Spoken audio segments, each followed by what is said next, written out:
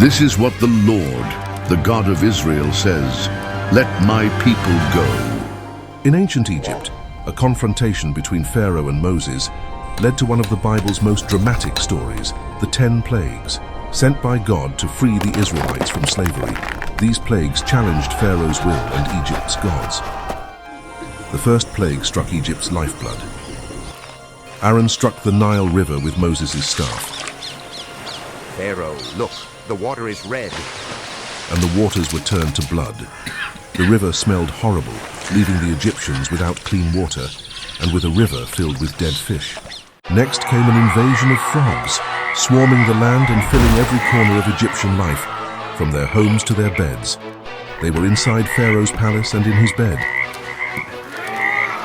The third plague brought gnats, rising from the dust and covering every person and animal, causing chaos and discomfort.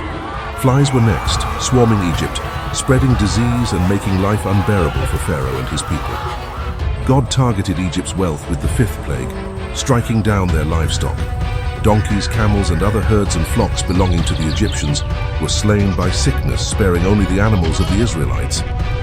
The sixth plague afflicted the Egyptians with painful boils. At God's direction, Moses took soot from the kiln and tossed it into the air in the sight of Pharaoh. The soot became fine dust all over the land, and it caused festering boils on all Egyptian people and animals.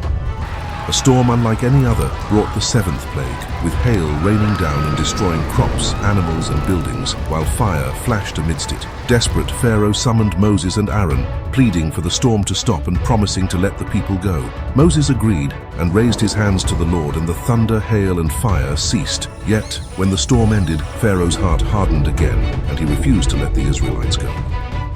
So then came the eighth plague. An east wind blew all day and all night and ushered in a dense swarm of locusts devouring what remained of Egypt's crops, leaving the land barren.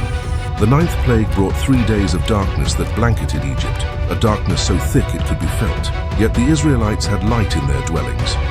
The 10th and final plague struck Pharaoh's heart, the death of every firstborn son in Egypt. Only the blood of a lamb on doorposts spared the Israelites. The death of his own son, Pharaoh released the Israelites, marking the beginning of their journey to freedom.